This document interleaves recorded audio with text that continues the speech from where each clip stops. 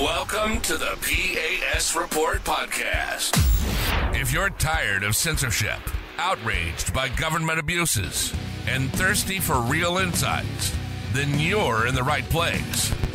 Get ready, because here, the fight for freedom never ends. Here's your host, Professor Nick Giordano. What's up, everyone? Welcome to the P.A.S. Report podcast. This is your host, Nick Giordano. I'm glad you could join me today. If you're not already a subscriber, make sure to follow and subscribe to the podcast so you never miss an episode. Also, visit the P.A.S. Report website, pasreport.com, and share this episode with your family and friends and on social media. Now, I'm switching things up this week because given the debate, I have to. I have no choice. Normally, I drop the interview episodes on Monday and drop the straight monologue episodes on Wednesday. But I felt it is important to talk about what happened at the debate. Now, for Wednesday's episode, I got a great interview with John Solomon. You're not going to want to miss it. I'll go back to the normal routine next week. But before I get to the actual debate, I want to preface this by saying I'm not trying to be mean. I'm not. I am just talking about the reality of what many of us already knew. We've been talking about it for the last 3.5 years. However, it's with everyone else that has been in denial for so long. And I'm not talking about the media just yet or the Democrats, because they certainly knew what was going on. They certainly knew about the cognitive decline. Don't believe their lies. I'm talking about ordinary Democrats witnessed last Thursday. And I could spend all episode talking about how the president stumbled throughout the debate, how he looked confused and deathly, how he was largely incoherent, couldn't put a thought together, had to be walked off stage by Joe Biden, how he still looked confused when he went to visit the Waffle House, when he gave the speech the next day on the teleprompter. Everyone's like, oh, look, all right, he's doing a little bit better. He's on the teleprompter. Still looked confused and out of it. But it's so much deeper than just that. This isn't just about President Biden and what some want to call a bad debate performance. This was a catastrophe for him. This was a catastrophe for his re-election bid, for the Democratic Party, the media, ordinary Democrats, America, and every single American, and all for different reasons. I mean, just listen to this. This is the President of the United States of America? Both are making sure that we're able to make every single solitary person eligible for what I've been able to do with the COVID, with dealing with everything we have to do with, look, if we finally beat Medicare, we're providing housing for Black Americans. The impact on the choice, the idea that they're gonna, I'm proposing that everybody, the millionaires pay 1%. So no one I would not raise the cost of Social Security for anybody. I got my handicap, which when I was vice president, down to a 6. And wants to get away with, get rid of the ability of Medicare for us to be able to negotiate drug prices with the big pharma companies. What I'm going to do is fix the tax system. For example, we have 1,000 trillionaires in America. Billionaires in America. No one was hurt. No one Israeli was accidentally killed, and it stopped. And I'm going to continue to move until we get the total ban on the total initiative relative to what we're going to do with more border patrol and more asylum officers. That was a disaster. It was a catastrophe for the president and his re-election because it exposed how far gone the man really is. And it was a catastrophe for the Democratic Party and their media mouthpieces because it exposed their lies and manipulation for the last several years. It was a catastrophe for ordinary Democrats because they naively believed the stuff that was shoveled by the Democratic Party and the media elite. Most importantly, it was a catastrophe for America and the American people, as everyone witnessed how utterly unfit he is for office, especially our adversaries, in which China said that the debate was very humorous, very entertaining. And let's be honest, President Biden wouldn't be hired as a Home Depot greeter, but yet somehow we're supposed to pretend that he could run the United States of America and lead the free world? How does that actually work? I don't understand that. A lot of people are talking about the re-election campaign. And that is important. I'm not going to deny that. But it's not just about that. This guy is still going to be president for the next 6 months. So what does it look like 3 months from now, 4 months from now? What do the elections look like? What does it look like beyond that? I mean, this is deeply disturbing. Does anyone think that he could possibly serve in office another day? And then if you do invoke the 25th Amendment, then you got Kamala Harris, the vice president. It really is astonishing, the position that they've put us in, because they don't care. That's what it comes down to. And it seems like every single episode I talk about the importance of accountability, because people need to be held accountable. Not only have they attempted to prop President Biden up like Weekend at Bernie's for the last 4 years, these people have done extraordinary damage to the United States, and they need to pay the price. They need to pay the price for lying and misleading the American people, for undermining our republic, for undermining the tenets of the democratic principles that we have within the system. These are the same fools that constantly scream that democracy is dying. Yeah, it's dying because they're the ones murdering it.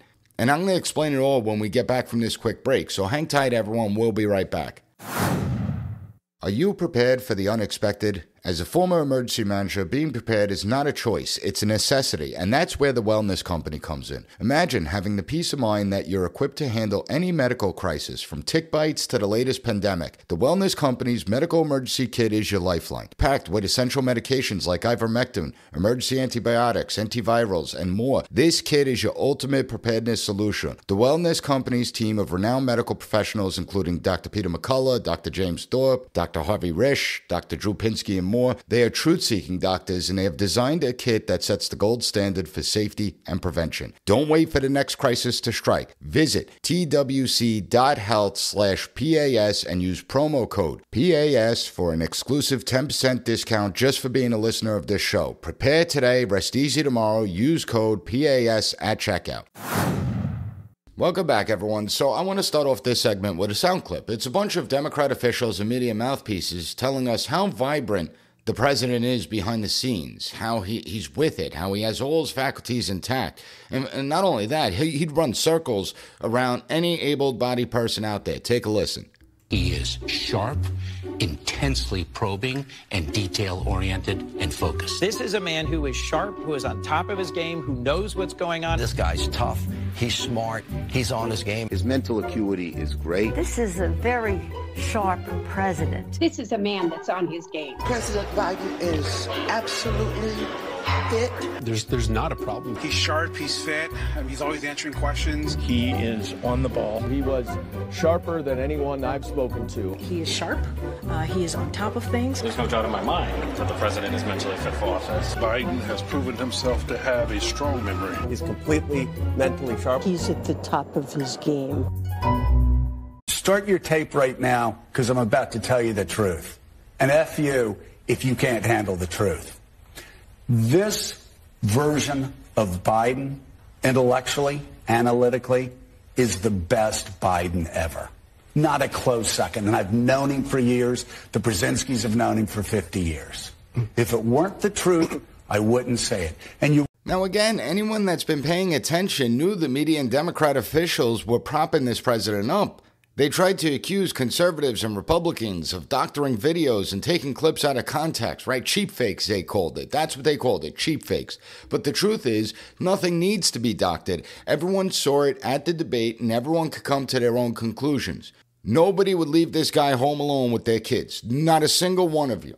But for all you ordinary Democrats out there, aren't you angry about this? Because you should be. You were played. They lied to you. They manipulated you. And it shows just how little regard they have for you, just how little they think of you. They think you are so dumb, that you're so stupid that they played you like fools. And a lot of Democrats fell for it hook, line, and sinker. And what's frightening is the fact that 33% of those who watched the debate, according to ABC poll, felt that Biden won. It's astonishing how dumb some people are. I mean, listen, you might not like Trump. I understand that. That's your prerogative. This is a free country. At least it's supposed to be a free country. But if you believe that President Biden won that debate, or simply had one bad night but is still capable of being president of the United States and running this country, you're delusional. There's no other way to describe it. Despite the wackos out there, I want to know how so many ordinary Democrats and Biden voters can still trust the officials and the media. How many more times are you going to accept being lied to over and over and over again? Whether it's the Trump-Russia collusion hoax, whether it's the Hunter Biden laptop, the Russia bounty story, or Biden's cognitive decline. How much longer are you going to tolerate this? When are there going to be consequences for these people? And this is the problem today. Too many people only see and hear what they want to see and hear. People want their opinions and emotions validated. And that's why so many reject basic truths like Joe Biden. President Biden is suffering from either dementia, Alzheimer's, certainly not capable of being president of the United States. And anyone that's been involved in the conspiracy and cover-up should not get off the hook. They should be punished for it because that's exactly what this is. It's a conspiracy and a cover-up. And no one should let the media's complicity go unabated.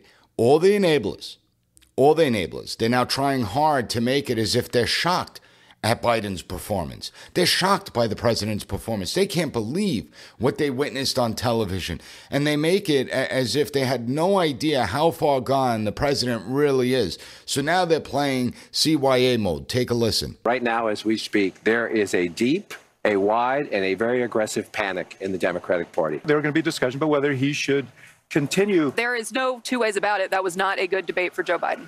That was painful. I love Joe Biden. I work for Joe Biden. He didn't do well at all. And I think there's a lot of people who are going to want to see him consider taking a different course now. I don't think we should sugarcoat this. This was not the debate performance that the Biden campaign team wanted or needed from this debate. I understand not feeling well. And, you know, obviously, Joe Biden comes in with certain deficits. He has a stutter. That said, I, too, was on the phone throughout much of the debate with Obama world people, with Democrats. My phone really never stopped buzzing throughout. And the universal reaction was somewhere approaching panic. This was a very bad night for Joe Biden. You are starting to see here, at least privately, discussions among Democrats about whether or not Biden can effectively go on with this campaign. Now, their deceit never surprises me. Understand that. But they knew damn well that the president was mentally incompetent because only two options exist. Either they are complete imbeciles and extremely stupid, or they knew exactly how bad the president is and covered it up. I'm going to go with the latter because many of these people, they're all part of the inner circle. They're all part of the elitist groups. They go to the same parties. They speak to one another. They're in constant communication. Many of them have had tons of one-on-ones with Biden behind the scenes over the course of the last few years. So they all know that his state of mind is no longer there. They knew. And it's going to be amazing to me who is going to be the first person from within the White House who has the cojones to write a tell-all book about everything that went on behind the scenes. Who knew what when did they know it, what did they do to cover up Biden's illness, who were the ones really making the decisions. You know, the Democrats and the media have a lot of explaining to do. They have a lot to answer for because what we have witnessed was a betrayal. Again, these are the same people that scream about threats to democracy, that scream that democracy is under attack.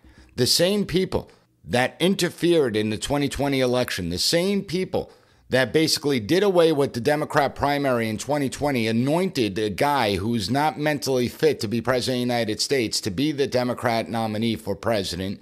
Now in 2024, rather than force him off the ticket, they let him make his own decision, which obviously wasn't the right move. We could all say that now with absolute certainty.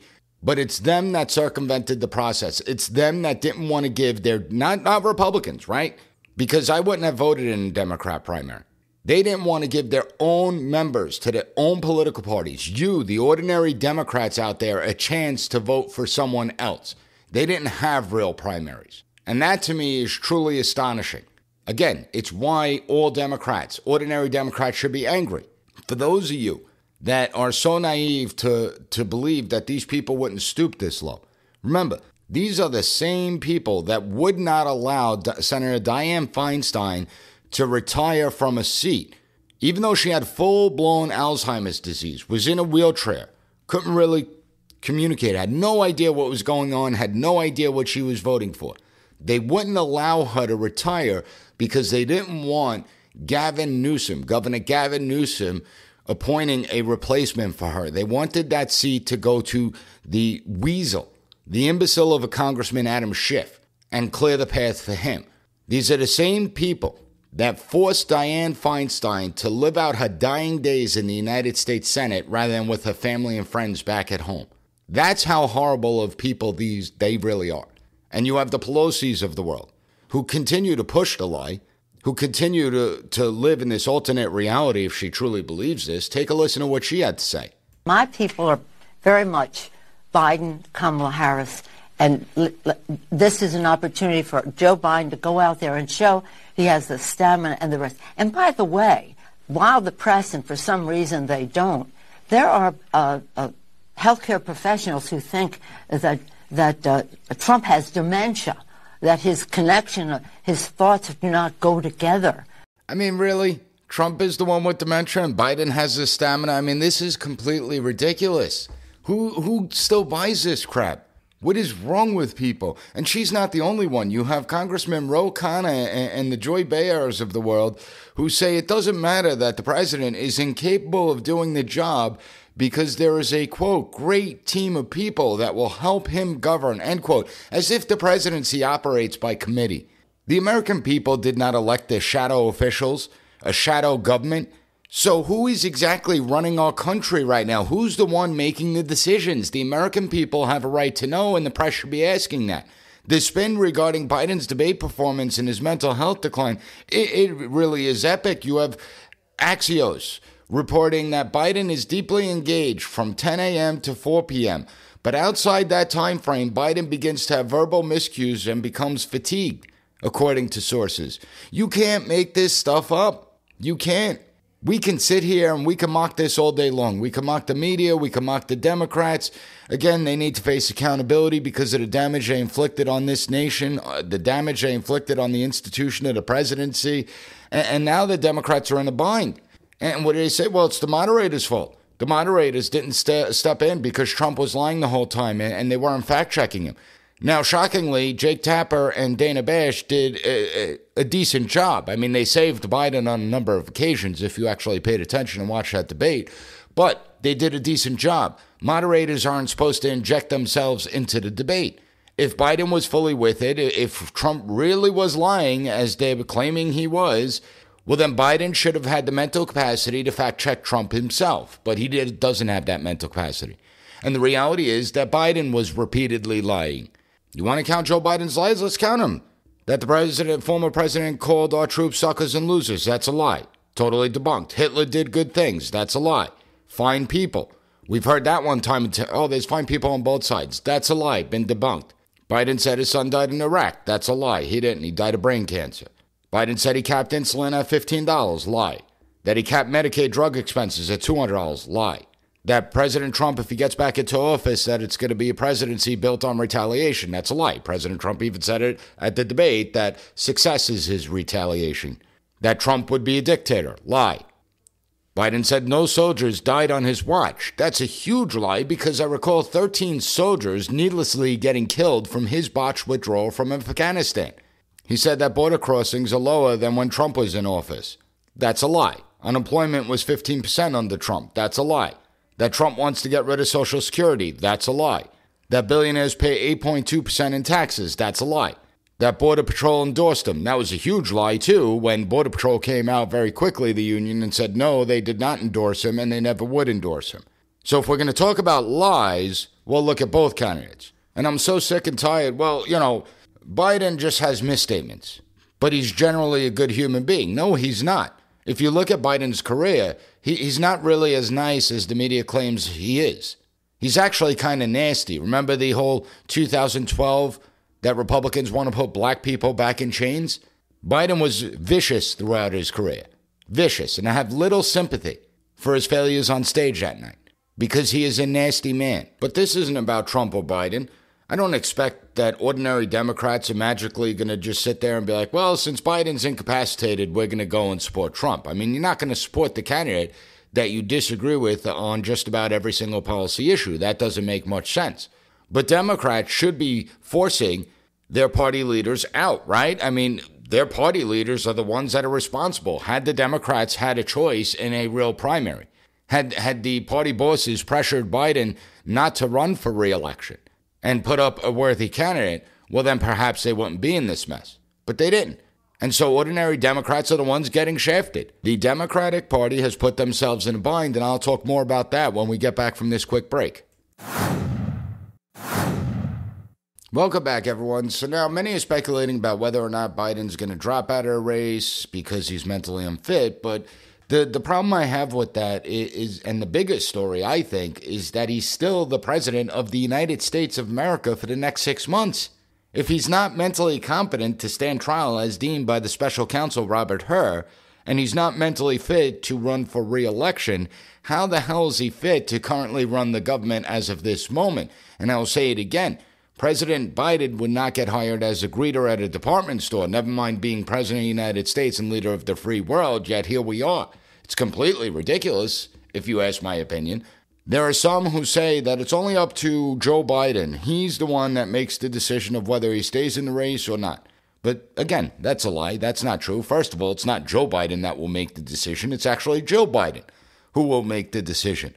And not for nothing, but she should be charged with elder abuse. She knows the condition her husband is in, but she likes the White House. She loves the lifestyle, and so she doesn't care. It's clear she doesn't want to give it up. I'm telling you, if my family ever did that to me, I would friggin' haunt them for the rest of their lives once I passed on. I would be furious. The White House isn't a place for a visiting angels commercial, but that's what we got. And our adversaries are seeing this as well. But it's not really up to her either. It's up to the party bosses. It's up to the bureaucracy. People are like, oh, they can't force Joe Biden off the ticket. No, they actually can. Okay, understand. These are very powerful people. These are very powerful positions. And if they truly wanted him off the ticket, they can make it happen. I don't care how delegates are pledged and what the rules are. It's irrelevant. A political party can change the rules at any time. They've done it in the past. They will do it again sooner or later.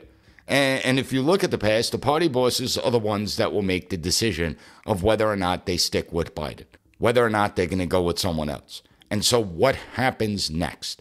Well, it's anyone's guess. But there are several options going forward, and each one comes with peril, and I'll explain it.